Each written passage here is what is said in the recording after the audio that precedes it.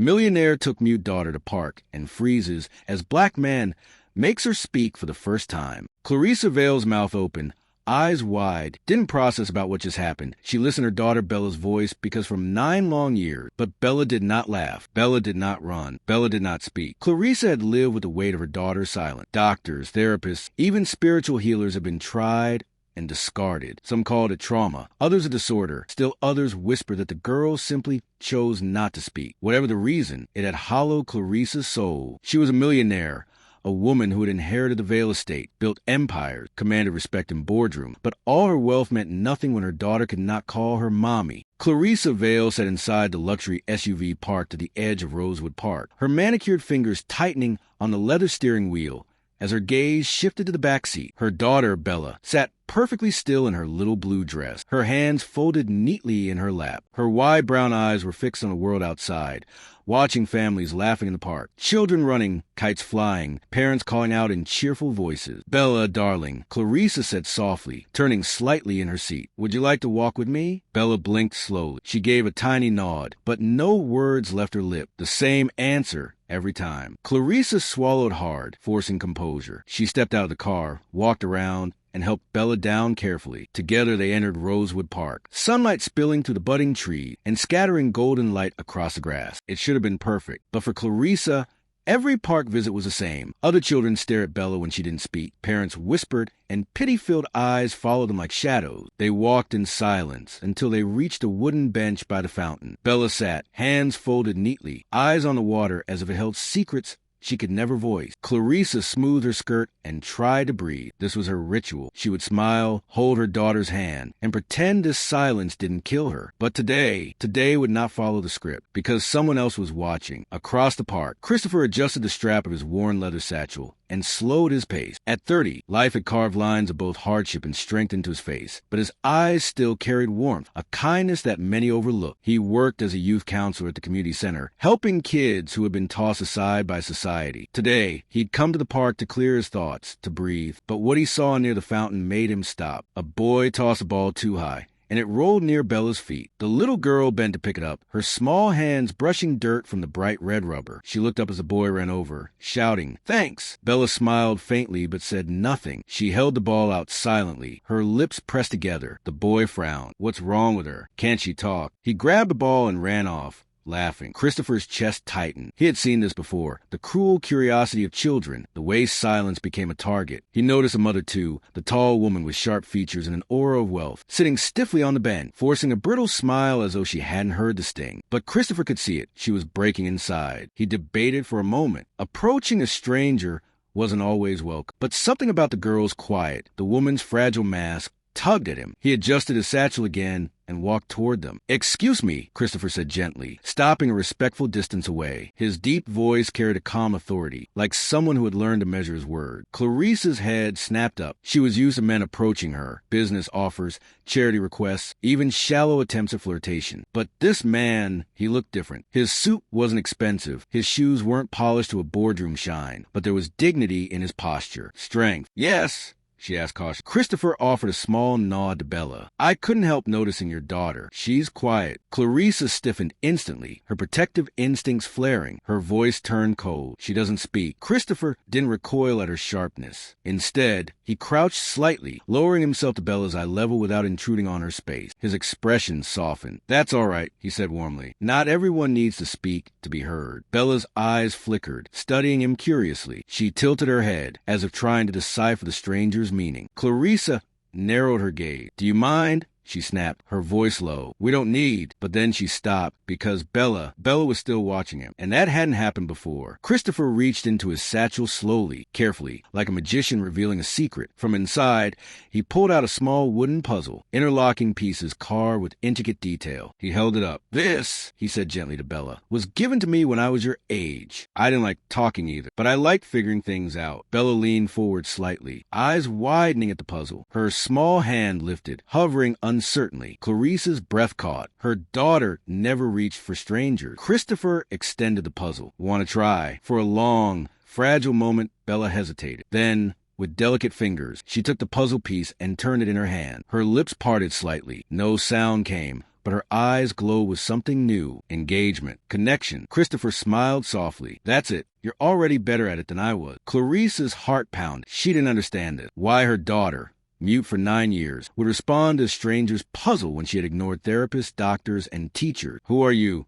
Clarrisa whispered, her voice sharp with suspicion. Cristopher looked up at her calmly. Just someone who believes silence doesn't mean nothing. Sometimes it just means waiting for the right moment. His words hung in the air like a prophecy. For the first time in months, Bella tugged on her mother's sleeve. Her tiny hand squeezed Clarisa's wrist, urging her to look. And then it happened. Bella's lips moved. A sound escaped, faint, fragile, broken like glass. And Mom. Clarrisa froze. The world tilted. Her knees nearly gave out as tears filled her eyes. She grabbed Bella's hand, her voice cracking. Bella, darling, did you just... Bella looked at Cristopher, then at her mother, her lips trembling. Mom. A single word, but it struck like thunder. The fountain splash seemed to vanish. The laughter of children dulled. In that park, in that moment, everything stopped. Clarrisa Vale, millionaire, untouchable, always composed, broke. She fell to her knees before her daughter, sobbing uncontrollably, clutching Bella to her chest. Cristopher stood silently, his own throat tight. He had seen miracles in the smallest acts of courage. But this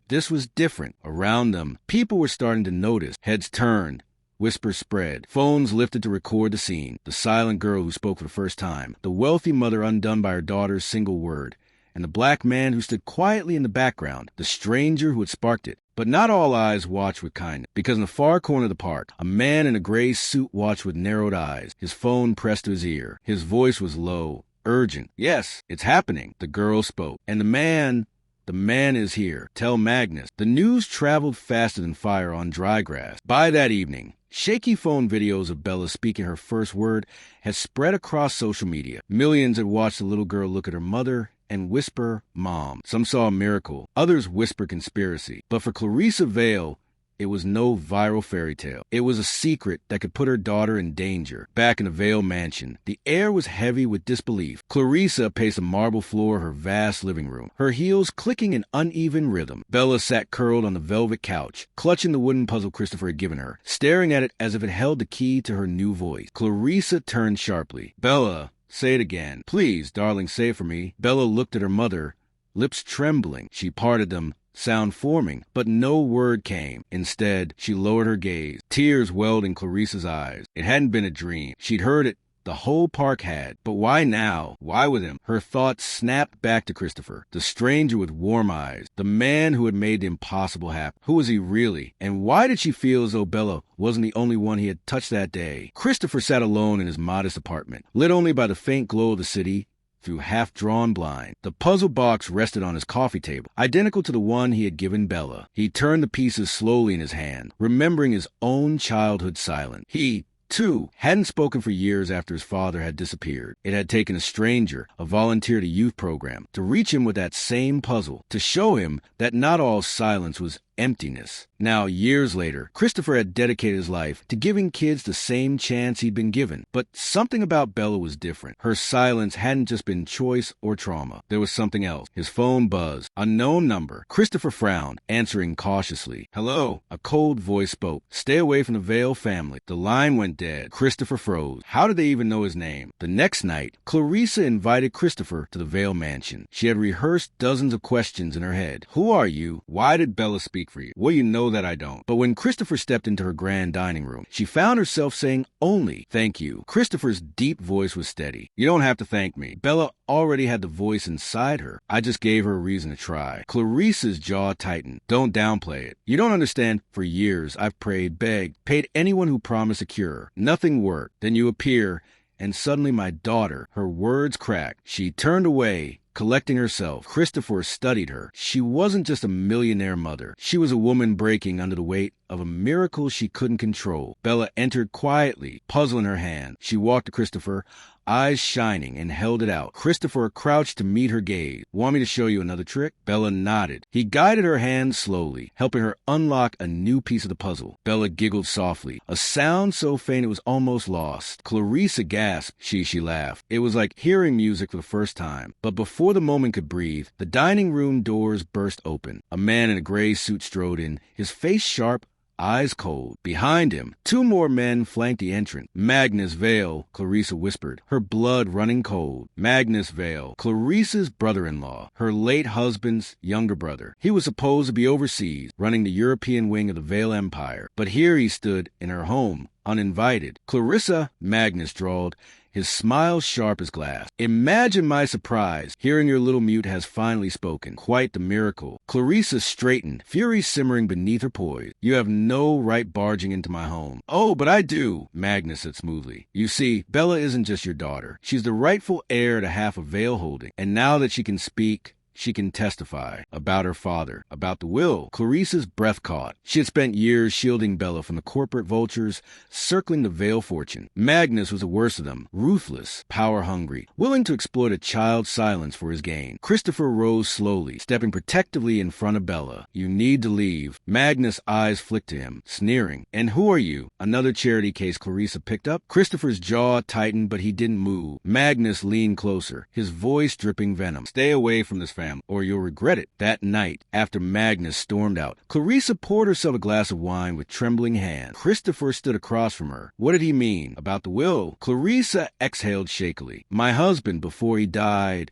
he left a hidden clause. Bella is the sole heir to his controlling shares, but only if she can verbally claim them in court by her 10th birthday. Until then, Magnus has temporary authority. Christopher's eyes widened. So Magnus has been waiting, because as long as Bella stayed silent, she was powerless, Clarrisa finished bitterly. Christopher's fists clenched. It wasn't just about money. Magnus had been counting on Bella's silence, weaponizing it, and now that she had spoken, he would do anything to stop her from speaking again. Christopher's phone buzzed again. Another unknown number. This time, he put on speaker, the same cold voice. We warned you. Stay away from the Vale girl, or you'll disappear like her father did. Clarrisa froze, the glass slipping from her hand and shattering across marble. What did you just say? She whispered. But the line went dead. The next day, the mansion was chaos. Clarrisa had tripled security, but it wasn't enough because Bella was gone. The puzzle lay abandoned on the garden bench, its pieces scattered. Clarrisa screamed her daughter's name until her throat burned, but only silence answered. Cristopher tore through the ground, heart pounding. He knew Magnus was behind it. The trail led to an abandoned Vale shipping warehouse. At the dock, Cristopher pushed through the shadows, every nerve on fire. Inside, he found them. Magnus,